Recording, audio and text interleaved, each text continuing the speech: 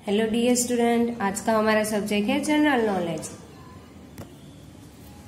General knowledge की book में आपको पेज नंबर 28 पे एक्टिविटी नंबर 6 निकालना है। एक्टिविटी नंबर 6 है हमारी हाउ टू गेट होम। अपना घर आप कैसे फाइंड करेंगे, मतलब कैसे ढूंढेंगे।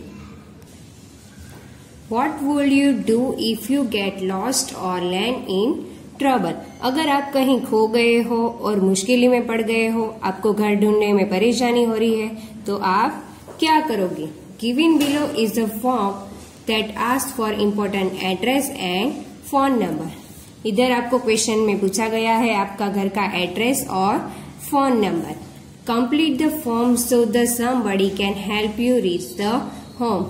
ये फॉर्म आप कंप्लीट करोगे तो वो आपको घर ढूंढने में मदद करेगा, मतलब ये फॉर्म से आपको घर ढूंढने में आसानी होगी। तो फर्स्ट पिक्चर में क्या दिया है, होम, मतलब हमारा घर। तो इस एड्रेस पे हमारे घर का पूरा कंप्लीट एड्रेस लिखना है और इधर है फोन नंबर। आपको अपने घर का एड्रेस और फोन नंबर लिखना है। सेकेंड है लैंडमार्क, मतलब आपके घर के पास कोई मस्जिद या मंदिर हो उसके बारे में लिखना है। आपके घर के पास जो भी मंदिर या मस्जिद हो उसका नाम लिखना है। लैंडमार्क 1 और लैंडमार्क 2। अगर कोई दूसरा मंदिर या मस्जिद हो तो उसके बारे में भी लैंडमार्क नंबर 2 में लिखना है। एंड देन फादर, तो आपके फादर का पूरा नेम इधर लिखना है। नेम में आपके फादर का पूरा नेम लिखना है और फोन नंबर, मतलब आपके पापा का जो फोन नंबर है वो यहाँ पे लिखना है। देन मदर, मदर का भी फुल नेम लिखना है और उसका फोन नंबर लिखना है।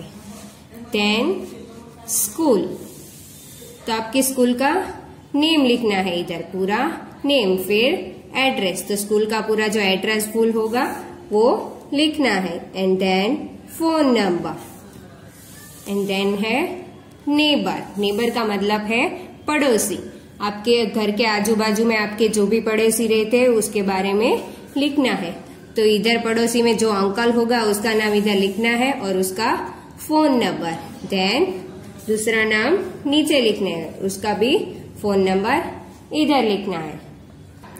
तो बच्चों, आपको ये पूरी डिटेल घर से होमवर्क में कंप्लीट करनी है। अभी हम आगे का नेक्स्ट चैप्टर करते हैं। पेज नंबर 29 पे chapter number 19। Chapter number 90, book stall. Books are the store house of the knowledge. Books को नॉलेज का स्टोर हाउस भी कहा जाता है। They have the power to change a person life. उसके पास मनुष्य की लाइफ चेंज करने का पावर होता है। Some books have been read and liked by millions of people. कई सारे लोगों ने उसे पढ़ा है और लाइक भी किया है। Name the author of the following books with the help of this clue given below. यहाँ हमें बुक का नाम पढ़ के उसके ऑथर, मतलब उसके लेखक का नाम फाइंड करना है। क्लू में तो हमें आंसर दिया है, उसमें से हमें आंसर फाइंड आउट करके लिखना है। तो फर्स्ट है हमारा Harry Potter and the goblet of fire. Harry Potter तो मूवी आपने देखी ही होगी, तो हैरी पॉटर बुक्स के ऑथर कौन है वो हमें फाइंड करना है। देखो बच्चों, क्लू में तो हमें आंसर दिया है, उसमें से हमें ऑथर का नाम फाइंड आउट करके लिखना है। तो हैरी पॉटर ऑथर का नाम है J.K. Rowling. Write down the answer is J.K. Rowling. Harry Potter के ऑथर का नाम है J.K. Rowling. Write down the answer is J.K. Rolling.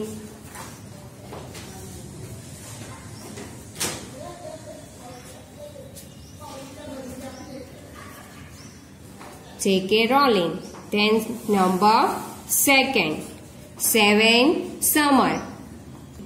7 summer की बुक्स में ऑथर ने लिखा है अपनी 7 ईयर्स की राइटर लाइफ के बारे में लिखा है, मतलब 7 ईयर्स ऑफ राइटर लाइफ, उसकी जिंदगी के 7 साल की राइटर लाइफ के बारे में लिखा है। तो 7 समर के ऑथर कौन है, क्या आंसर आएगा। आंसर इज मुल्क राज आनंद। 7 समर के ऑथर है Mulk Raj Anand. Write down the answer is Mulk Raj Anand.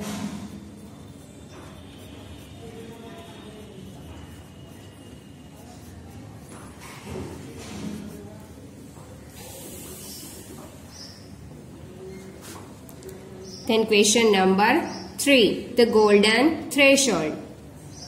Golden threshold का मीनिंग है सुनहरी दहलीज। तो इधर सुनहरी दहलीज किसे कहा गया है पता है? हैदराबाद में कैंपस ऑफ यूनिवर्सिटी करके एक कॉलेज है।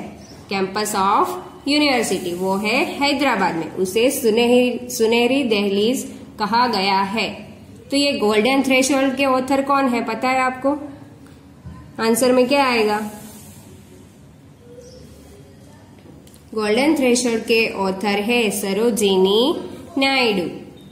सरोजिनी नायडू ने campus of Hyderabad, campus of university of Hyderabad उसके बारे में लिखा है, the golden threshold. Right down the answer is Sarojini Naidu.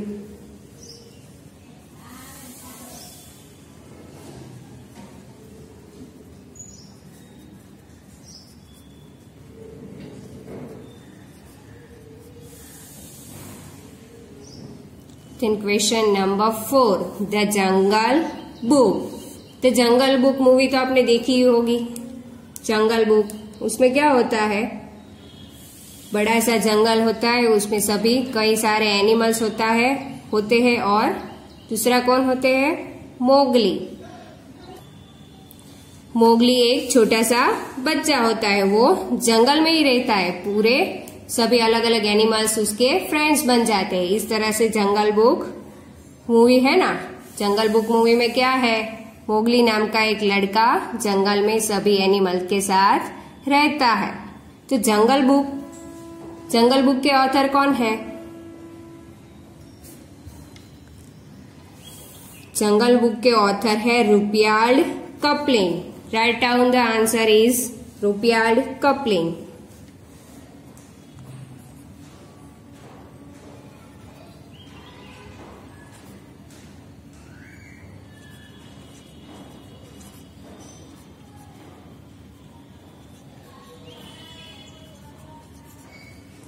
Rudyard Kipling. Then question number 5, thresher island. Thresher island का मतलब क्या है पता है आपको? खजानानो टापू, खजाने का टापू। तो इस स्टोरी में क्या है पता है आपको बच्चों? इस स्टोरी में है जिम नाम का एक आदमी होता है और एक यंग बॉय होता है। दोनों मिलके एक टापू पे खजाना ढूंढने जाते हैं। इस तरह से ये पूरी स्टोरी थ्रेशर इसलैंड मतलब खजाने का टापू, इस स्टोरी में पूरी थियरी लिखी गई है। तो ये किसने लिखी है? इसके ऑथर का नाम क्या है? Let's find out.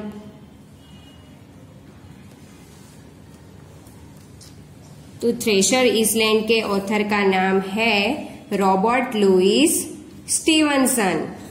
Robert Louis Stevenson. Write down the answer.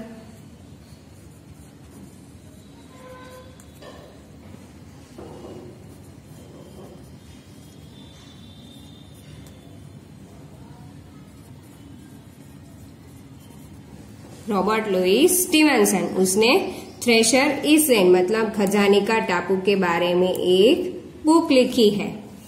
Then question number 6, the Faraway tree.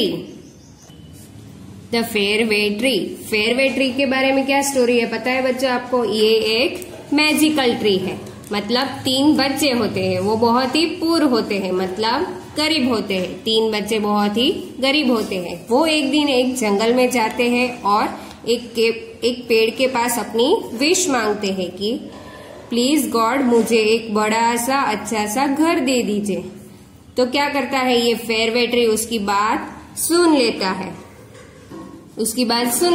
उसके बाद ये ट्री क्या करता है? मैजिक करके पेड़ में ही उसको अपना घर बना देता है। मतलब पेड़ के अंदर ही बड़ा सा घर बना देता है। तो बच्चे ये देख के खुश हो जाते हैं, इसलिए उसे कहा जाता है मैजिकल ट्री। तो इस मैजिकल ट्री का नाम क्या है? The Faraway Tree. तो फेयरवे ट्री के ऑथर का नाम क्या है? उसमें क्या आंसर आएगा? Enid Blyton. Answer is Enid Blyton. Write down the answer.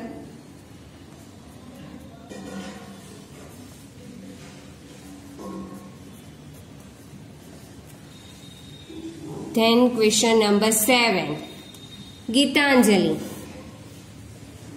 तो गीतांजलि बुक्स में क्या लिखा गया है? गीतांजलि बुक्स में डिवोशनल के बारे में लिखा गया है। डिवोशनल का मतलब है धार्मिकता, हमारे देश की धार्मिकता। तो हमारे देश में कितनी धार्मिकता है, कौन कौन से धर्म के लोग रहते हैं, कितना ट्रेडिशनल है, उसके बारे में ये गीतांजलि बुक में लिखा गया है। तो गीतांजलि बुक्स के ऑथर कौन है? The answer is Rabindranath Tagore.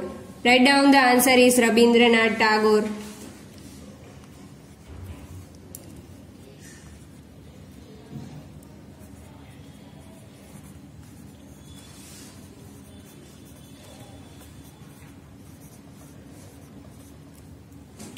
Answer is Rabindranath Tagore. उसने गीतांजलि बुक्स लिखी है।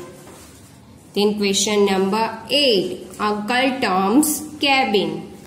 अंकल टॉम्स कैबिन मतलब इधर टॉम्स का नाम, टॉम्स करके एक छोटा बच्चा है, वो अपने अंकल के घर जाता है, पर वो ऐसा सोचता है कि मुझे अंकल के घर मजा नहीं आएगा, मैं यहाँ पे नहीं रह पाऊंगा क्योंकि उधर मेरे मम्मी पापा नहीं है। पर वो अपने अंकल के घर पे जाता है तो थोड़े दिन रुकता है, उसके बाद उसे लगता है कि ये घर तो बहुत ही अच्छा है। क्यों? क्योंकि उसके फैमिली वाले बहुत ही अच्छे थे, उसका बहुत ही ख्याल रखते थे, उसका बहुत ही ध्यान रखते थे, उसको जो भी खाना होता है वो पसंदगी का खाना देते थे, मतलब बहुत ही उसका ध्यान रखते थे। मतलब ये टॉम को बहुत ही अच्छा लगता है अपने घर, ये टॉम को अपने अंकल का घर बहुत ही अच्छा लगता है। ये एक छोटी सी स्टोरी है। तो अंकल टॉम कैबिन की स्टोरी किसने लिखी है? उसके ऑथर का नाम क्या है? उसके ऑथर का नाम है Harriet Beecher Stowe. Write down the answer is Harriet Beecher Stowe.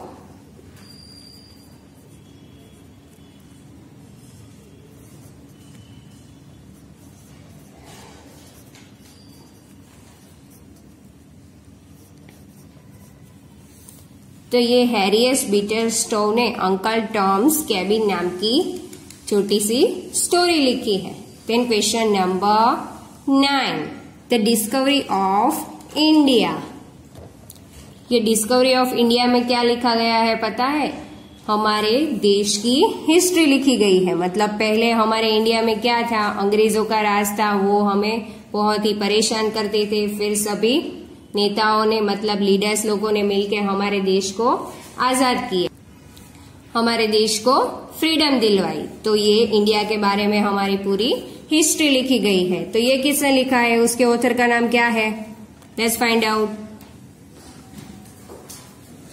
तो डिस्कवरी ऑफ इंडिया के ऑथर का नाम है Jawaharlal Nehru.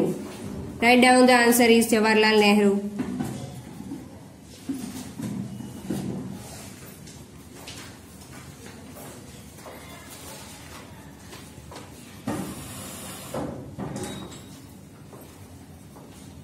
Jawaharlal Nehru.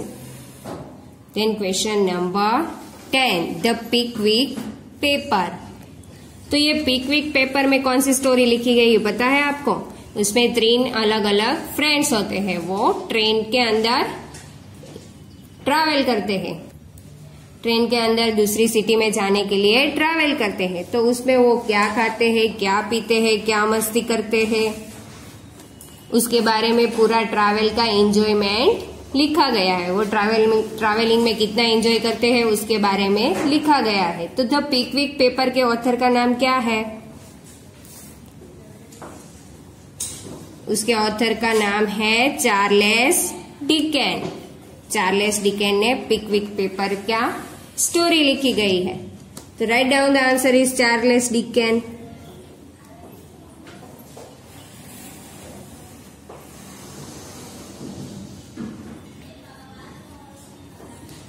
Charles Dickens. Then question number 11.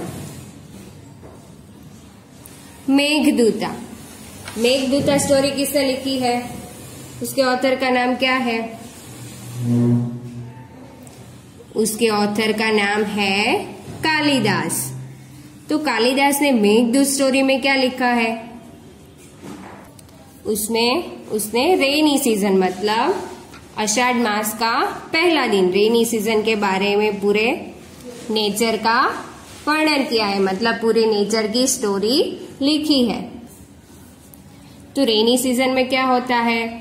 Sky पे बादल छा जाते हैं, मतलब आकाश पे बादल छा जाते हैं, पेड़ लहराते हैं, सब जगह ग्रीनरी छा जाती है। तो रेनी सीजन में जो भी नेचर का चेंज होता है उसके बारे में ये महान कवि कालिदास ने लिखा है। मेघदूत स्टोरी में कवि कालिदास ने रेनी सीजन के बारे में स्टोरी लिखी है। तो write down the answer is Kalidas.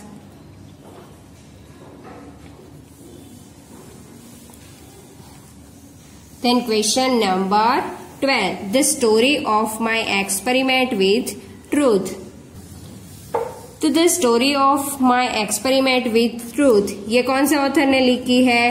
Author का नाम है महात्मा गांधी, मतलब हमारे गांधी बापू। उसने क्या लिखा है? उसने इस एक्सपेरिमेंट पे मतलब इस बुक में लिखा है कि हमारे देश में कितनी नैतिकता है, कितनी नीति शास्त्र है, कितना अर्थशास्त्र है, उसके बारे में पूरी स्टोरी लिखी है। तो महात्मा गांधी ने कौन सी बुक लिखी है? The story of my experiment with truth. Right down the answer.